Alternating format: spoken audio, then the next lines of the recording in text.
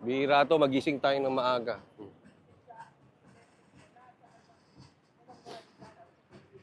Ando doon yung mga pulis, oh. Oh, ayan yung mga pulis. Ito po yung Waxis.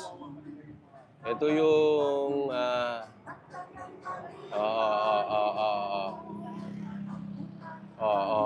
ayan, ayan. Ayan na yung mga pulis. Oh. Ito lang sila Ma'am Lorraine. Oh, kompleto po ang SMNI.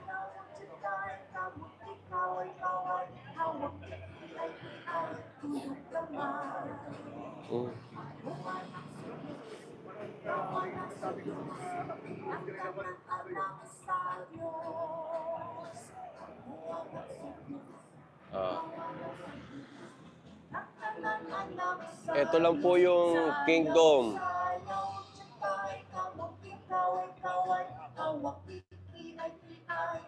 Yan lang po yung Kingdom. Tapos ito yung mga pulis. Hi, Bright, Lisa. Ay, naku, bumilis. Oo, di ko. Shout out sa inyong lahat. Nandito po tayo ngayon sa tapat ng SMNI. Kasalukuyang ini-interview po si Dr. Lorraine Badoy. Nasa Davao po tayo. Ayan. Sa mga bagong pasok at ayan. Oh. Ito po sila.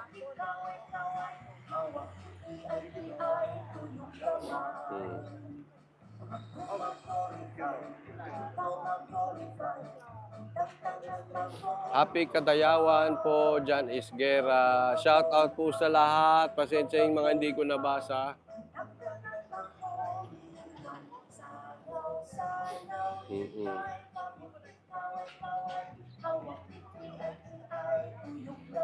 Ito po.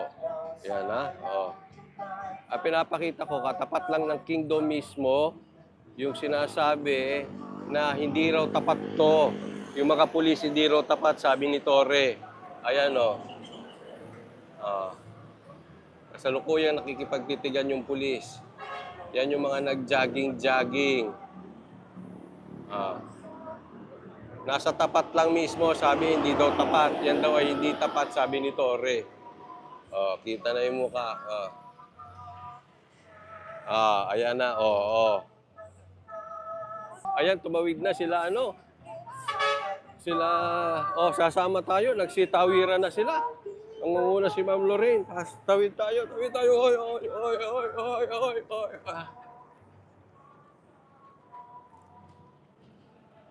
Ay, sorry. Ayan, pupuntahan namin yung pulis. Matapang ito si Doc Badoy talaga. Ayan na, naku, pasugod si Ma'am Lorraine. Ito, pasugod si Ma'am Lorraine.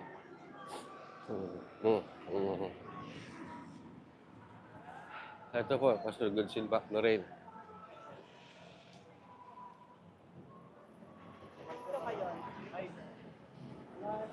Kabila pa maglikod ka matay.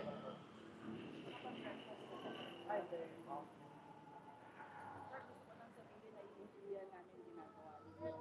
pero huwag ninyong kakalimutan na para sa taong bayan. Huwag niyong kakalimutan yan, sir. Sinisira ng mga leader ninyo ang institusyon na pinaghirapan ng napakaraming mga pulis na namatay para pagkatiwalaan kayo ng tao. Huwag niyo lang kakalimutan yun, sir. Huwag kayong magpapakorap kasi kayo ang pag-asa ng Pilipinas. Kayo ang tagapagtanggol namin. Hindi tayo magkaaway, sir.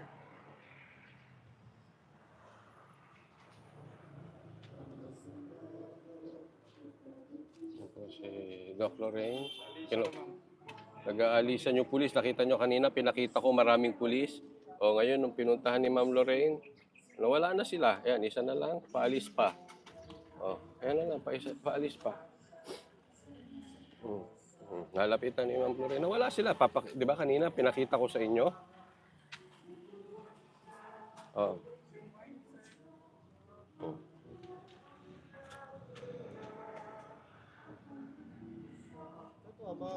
Saan yung commander niyo, sir? Sa breakfast na kayo, sir. Wala po ma'am. Sir, bakit kayo nandito? Ma'am, nakatanungan natin ma'am. Doon lang tayo sa office namin. Sir, nakikita ko sa inyo na naiintindihan ninyo ang nangyayari at naiintindihan din natin na ginagamit lang. So, sir, huwag niyo kakalimutan na ang mandato ninyo ay protektahan ang taong bayan. Ang tingin namin sa inyo, huwag niyong kakalimutan yan at huwag na yung papagamit. Lalo na sa mga politiko, wala namang totoong pagmamahal sa bayan. Sumali ka ng PNP para pagtungkuran ang bayan at para protektahan ang sir. So huwag ninyong tatakutin at ihaharas ang mga taong unarmed civilians. Yes ma'am. Thank you, sir. Hindi ma'am. Sir, may sasabihin pa ako, sir.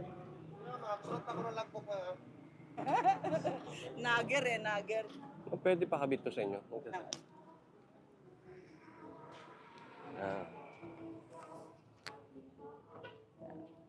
Kaya kinausap po ni Ma'am Lorraine. Kanina puno dito ang pulis eh. Pinakita ko sa inyo sa tapat. Ngayon, pinunta Nanay namin ako, wala no? na. Sermonista ako. Di ba siya lalabas? Naglalakbuk ata. Bakit sila nagdi-disappear? Nawala. Ayun na Ganun lang ma'am, sila? kausapin natin. Yan, di ba? Nakakaawa siya. Bigla silang nawala. Ganyan yung style nila. Oo. Alam mo, but I think that's good kasi ang Oo. ibig sabihin, parang alam nila kung ano yung na ginagamit din sila. Mhm. Walang dangal yung ginagawa nila. Hindi ko yun Opo. yun, no? Alam nilang mali yung ginagawa nila. Ayan, nakita nyo yung tapat yung kingdom. Tapat lang yan mismo. Oh.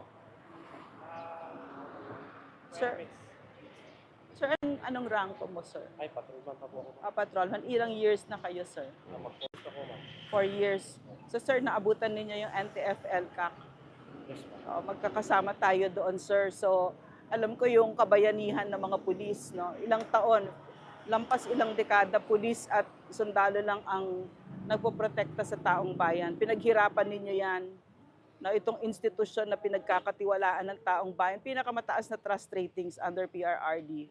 Pwede natin pinag-uusapan ng politika dito. Pero wag niyo sanang sirain, no, yung tiwala ng taong bayan na dati ang tingin sa inyo ay mga bayani, ngayon ang tingin sa inyo talagang oppressor. Diba, natatakot ang tao sa inyo, kinasusuklaman kayo dahil lang dyan sa mga politika na yan. So yun lang, sir, naiintindihan namin, pero sana at some point, titigil kayo na ang kakasabi ay sumusunod lang sa utos kasi meron kayong sariling isip. No?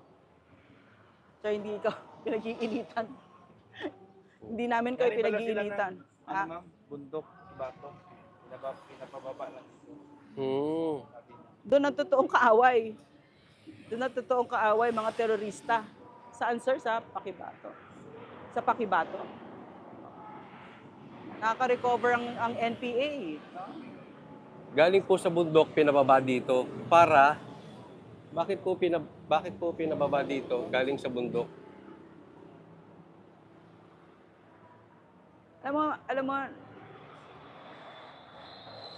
kung alam mo yung problema ng NPA, grabe. No? Yun ang totoong problema.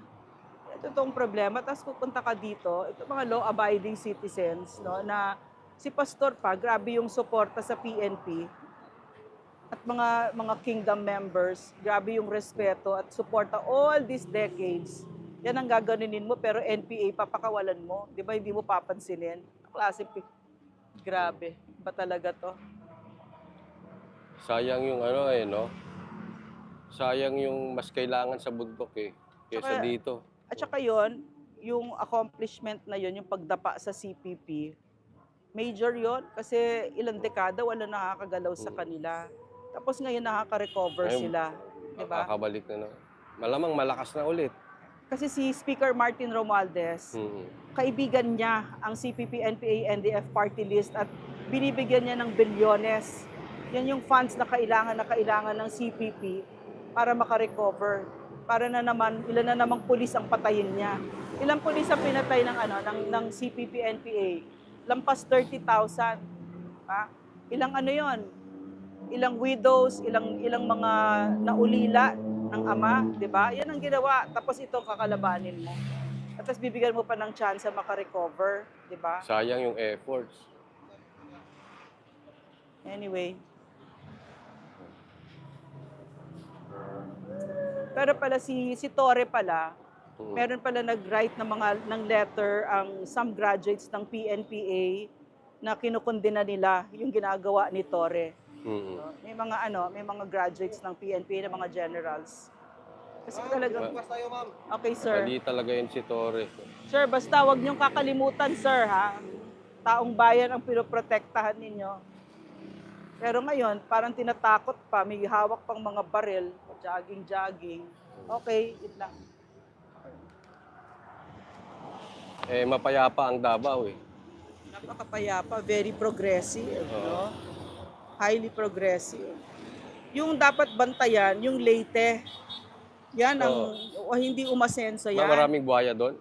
Ay, maraming... Oo, kasi ang dinig namin, si Martin Romualdez, 30 plus years.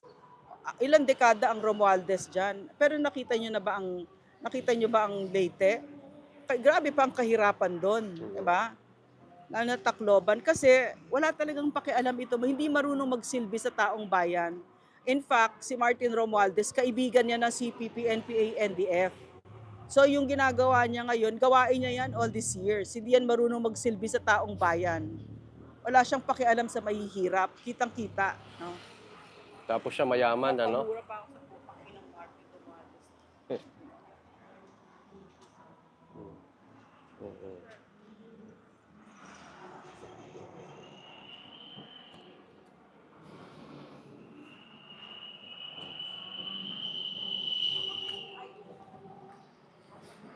Yan ang Tres Marias. Oh.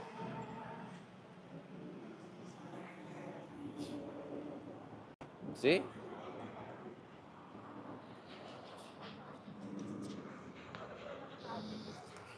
Oh. Diba? Tapat na tapat ng kingdom. Oh, galing bundok. Pinababa dito. Sabi sa Pakibato, Oo. sabi, bakit takot ka sa unang version mo? Akalain mo galing bundok, imbis na sinusolusyonan yung problema ng mga rebelde ng Pilipinas. Saka yung Pakibato, ano yan? Oo. Ano yan, ancestral domain yan.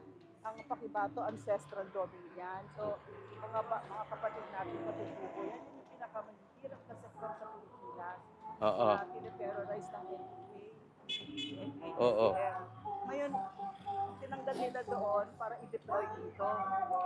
Sa Davao City na napaka-progresibo at tahimik. Dapat Gustong wasakin ng mga Marcos at Romualdez at Avalos. Diba? Ay, makita ng pakag talaga yung gobyerno. medyo instead na yun ang tinutulungan, dito sila nagpunta. Nakita nyo? So, pasok na tayo sa loob. We survive another night. Dito kasi na kami natulog. Good morning. Tapos tayo.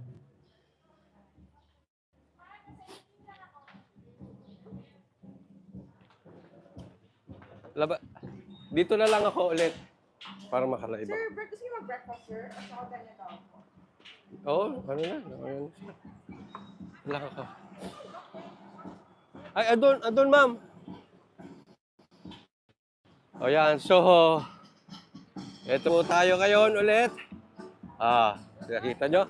Hello po, good morning. Masaya dito, no? Ampunin na kami ng KOJC. Ayun yung pulis ulit, balik siya la ulit. Ang kwento nito doon sa mga bagong pasok, mga hindi nakakaalam, dito na po kami nakatulog, dito na kami natulog sa KOJC, sa Davao mismo. Ako lang pala kasi yung mga kasamahan ko, hindi natulog, hindi ako ginising. Pero ito tayo, ito kalagayan ng Davao ngayon. At nag-jogging po yung mga pulis. At yung mga pulis daw pala ay galing sa bundok. Kinausap mismo namin kanina, galing sa bundok, pinababa dito. Instead na protektahan yung mga katutubo sa mga NPA, dito sila nagpunta at para manggulo. At sinong babantayan nila dito? Yung mapayapang mga mali talaga ang utak nitong gobyerno natin. Hindi ko alam kung saan sila pumupulot ng talino